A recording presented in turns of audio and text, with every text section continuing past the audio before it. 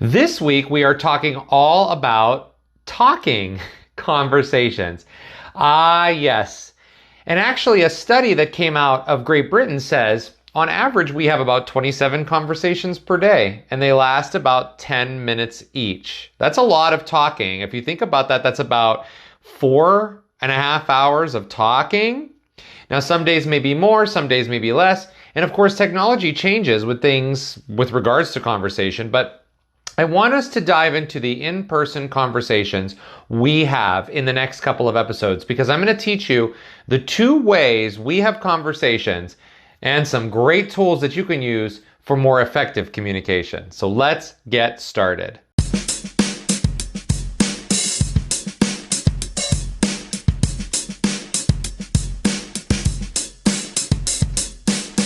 Hi there, welcome to the Strength, Yoga, and Freedom podcast. My name is Justin.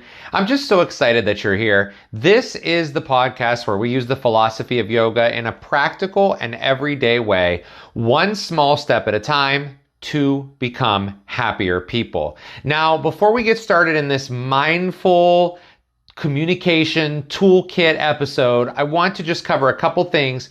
If you have yet to take a look at the yoga class I just released on our YouTube channel on Wednesday, May 24th, which was last week. Check that out. You might be listening to this podcast on the YouTube channel. So just go into the recently posted videos and you'll see it there. It's a great 30-minute class called Flow and Go. I think you'll really enjoy it. We do some great restorative poses. We do some movement. We do some yin poses, some nice relaxing stretch at the end. So please check that all out. There's also links in the description of either the episode that you're listening to on the podcast or on YouTube, where you can follow me on Instagram, you can buy me a coffee, you can go into listener support, you can even sign up for our weekly newsletter, you can get great discounts on Kenzie's sweet treats. Those are out there as well. She's got a great baking business and it's lovely and it's delicious. And you can also take a look at, sometimes I put personalized links in there where I know I have a journal linked in there that I love using. So if you want to get an inexpensive journal, there's a link in there too. So all of that's there. So let's get into this episode. Now, communication, as we know, is key to survival in many ways. We also know that nonverbal communication makes up maybe a lot more of our communication than verbal, right? Nonverbal. But we are going to be zeroing in on the conversations we have as human beings with other human beings in person this week. This is what we're talking about, in person. So before we go any further, I want to just clarify that what we are going to discuss is communicating from mindfulness today and communicating from feelings on Thursday.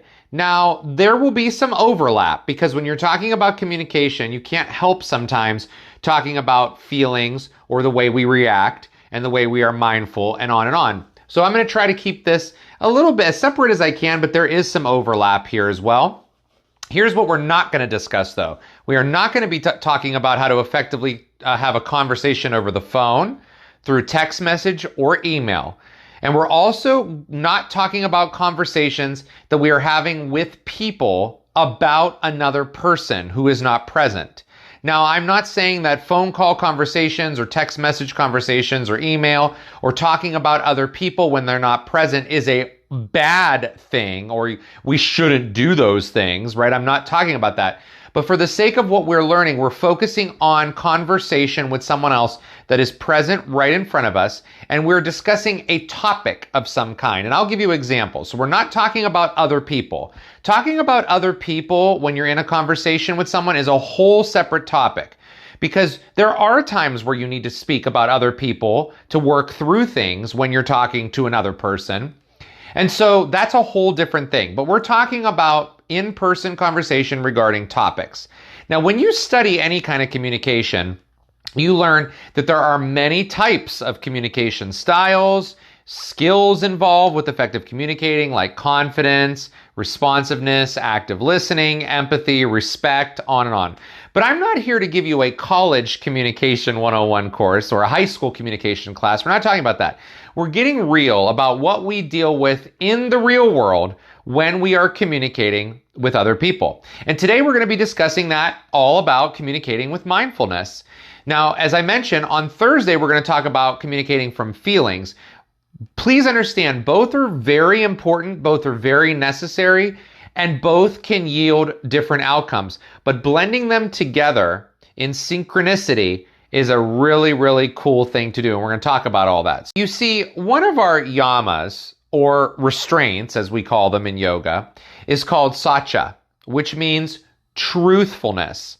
It means coming from a place of being real or authentic, the center of you, the center of your being. Now, this doesn't mean you're coming from the easy center of you. Being real is not being easy. It's not easy to be real either. But being real allows you to be free. And guess what else it teaches you? That you do not need to defend yourself. How many times do you find yourself defending yourself? I do that a lot. And you see, we only defend what we perceive to be fragile, to be in jeopardy. Maybe we're going to lose something. Or we defend what we think is vulnerable. When we start to defend ourselves, we do not tap into satya. We start to tap into ego. We feel we need to protect ourselves somehow. Here's an example. Let's say you're asked to go out with your friends, and you know that while that sounds like super fun, you have a project due for school or for work coming up, and you just want that extra half hour or hour after your day concludes or your other obligations are over to spend on that project. You need to take a little time for that project, so going out today is out of the question. But maybe you say yes, but you really mean no. Well, what does that mean? Think about what you're actually saying. You know what that means? It means you're perceiving something that is dangerous, so you decide to lie. Now, what's so dangerous about this situation? Is it acceptance from your friends that you've decided, I can't say no to this because I feel it's dangerous, so I'm going to lie instead?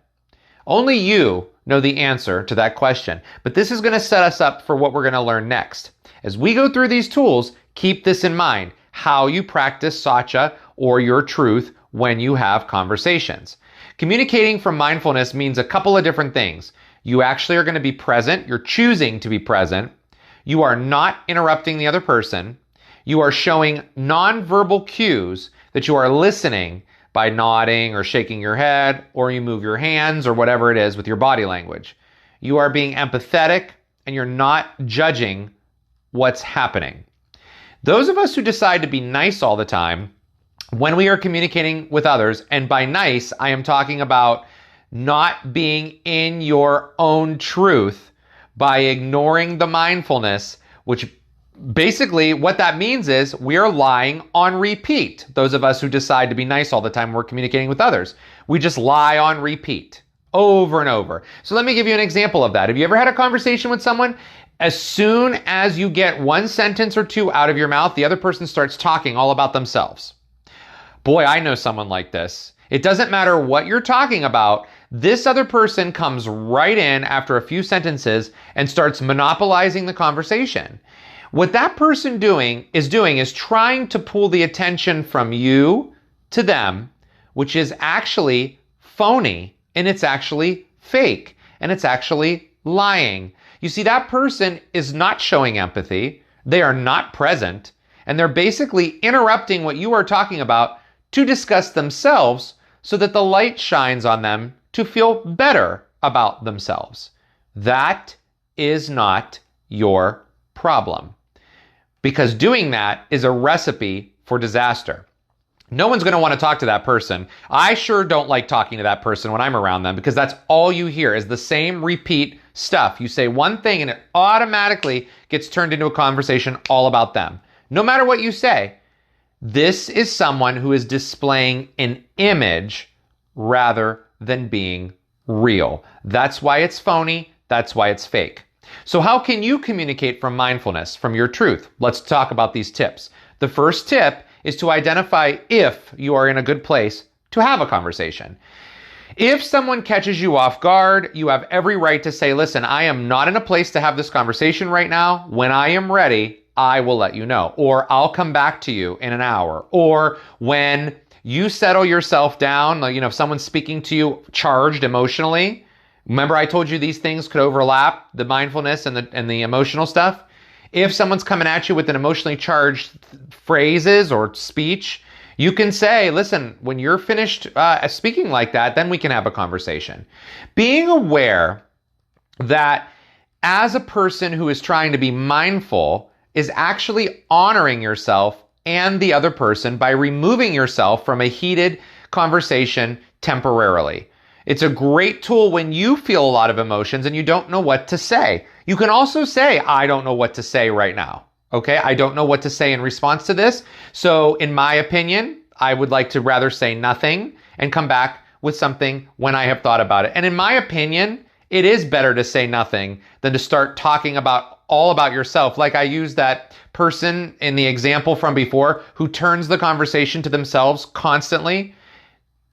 When you stop and you think about things before you communicate back, especially if it's a harder conversation, you're honoring yourself. You're honoring your truth.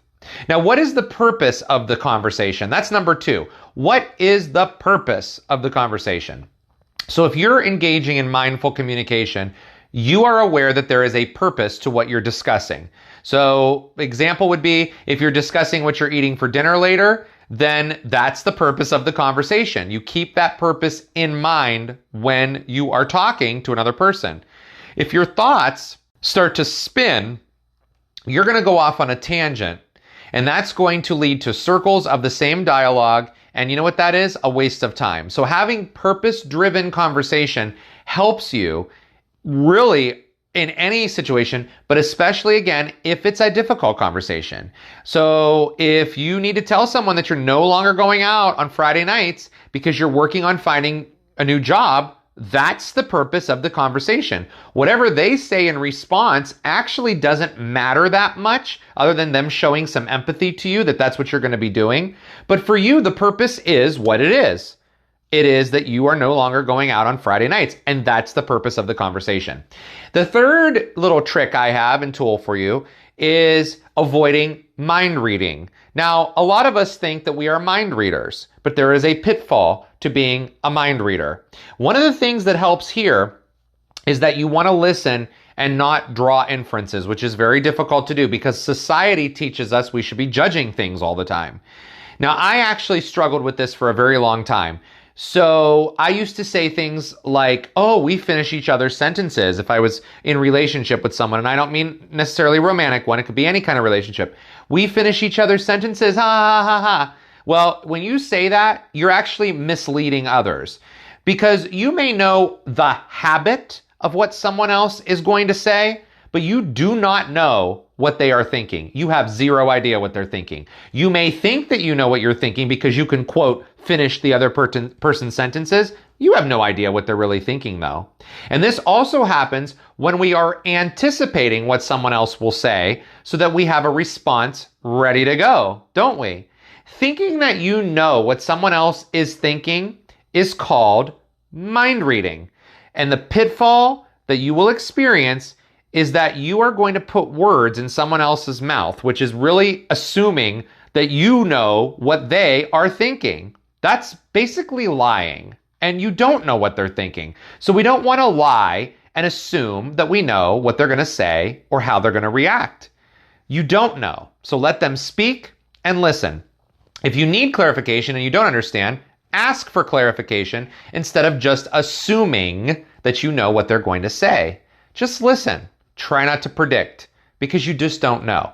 And next, if you are the one who is speaking, ask yourself the question about meaningful conversation. And the question is what I'm saying actually meaningful and worth my time? Or are you just going around in circles? You see, some of what we're talking about here will show up in the next episode too, as I have said a couple times before, especially this. If someone is telling you a story about how they had to clean the carpets because their child spilled milk everywhere and how it was so frustrating because they keep doing that over and over and they're trying to teach their child not to play with the cup or whatever they're doing, okay? You have two choices when it comes to that. You can immediately start talking about yourself and your carpets over and over, or you can continue to listen and let them push through the frustration while you are compassionate and empathetic. You do not have to say anything other than, I understand how frustrating that is, even if the other person pauses. That's meaningful enough instead of going on a 5-minute tangent about yourself and your frustrations. The purpose of the conversation is not about your carpets, it's about their carpets. If they want to know about yours, they will ask you. Number 5, and we're going to continuing talking about opinions here. Your opinions do not matter when you're communicating mindfully, especially when you're listening. Every single day when you get into conversations, they can happen randomly or planned. And when this happens, you are either the one, obviously, to start them, or someone is starting one with you. And if you start one, you might be giving an opinion about something. Yes, absolutely. But the truth is, the other person has their opinion about something too. And so we need to remember they may not give a shit about your opinion. They may not agree with your opinion. We don't know because we are not mind readers. If you want someone else's opinion, ask them for it during the conversation. Like, well, what do you think about those blinds that I hung earlier today? You see, the beauty of effective communication mindfully is that we can learn from each other's opinions and experiences. But we must do it mindfully because it doesn't matter. If you are listening, then giving your opinion, which maybe was not asked for, is going to feel like you're not listening and can damage relationships. And finally, and maybe most importantly, stop the planning of what you are specifically going to say. Planning to have a conversation is different than actually planning the conversation. We as humans love to plan things. It makes us feel safe. It makes us feel secure. That's fine. But if you are in a conversation with someone, planning what you are going to say next means you are not listening. You're just listening. You're not listening to what they're saying. You're just listening for that. You're listening to their voice, and you want them, basically waiting for that pause, that little window of opportunity so that you can start speaking, because you're thinking about what you're going to say next and you're not listening anymore. But if you're speaking from your heart, you will be coming from a place of truth. But we start planning every single thing we need to say, and when we do that, we're not truthful anymore because we're basically like a construction worker building this kind of building that has no supports. You're just having diarrhea of the mouth. Let things flow naturally when you yourself is speaking, and choose your words carefully as they're coming out of your mouth. Not 20 minutes before you actually have the conversation with the person. Because if you think too much before, that's where your focus is going to be, and then you're not going to be present. So if you're speaking, think about what you say right before you say it. And if you're listening, you don't need to plan what you're going to say next as they're speaking. You can pause. You can say, let me think about that for a moment before I respond. Think about it for a second and then respond. That's meaningful response. That's meaningful ways to communicate. It's communicating being mindful. The ability to speak mindfully takes a lot of practice because we are very impulsive creatures, right? But there is one thing to remember when it comes to mindful communication, and that is, again, you have the opportunity to be as real as possible, letting the words represent the true purpose of why you are talking. Or, as a listener, you're letting the words someone else is saying land in a way that is thought-provoking, thoughtful, and meaningful, rather than defensive. Now, what happens when we speak from feelings and emotions? What happens? Well, you can probably guess, and on the next episode, I'm going to teach you some ways to regulate this, especially if you're going to need to have a really difficult conversation that will be emotionally charged, like a breakup or apologizing to people, or you might have to terminate someone's employment, or telling people you're moving away, or telling people that there was a death, so on. Each person processes things very differently when it comes to feelings, but each person still processes. At our core, we all process things. We just process things a little differently. And communicating when we are actually still processing things can lead to trouble. So we're going to talk about that next time. But in the meantime, over the next few days before we get to that next episode, really think about when you're in conversations with people, pause and start to notice, are you actually present and being mindful while the other person is speaking? Are you listening without judgment? Are you ready to give empathetic responses like I understand how that could feel instead of telling a long and drawn out story about yourself? What do you think you can do for mindful communication for yourself? And I will see you on the next episode. Okay, one last thing. The content in the Strength, Yoga, and Freedom podcast is not intended as a replacement or a substitution for the advice of any medical professional, like a physician, a psychologist, or a qualified therapist, or any other medical professional. It is intended for educational and entertainment purposes only.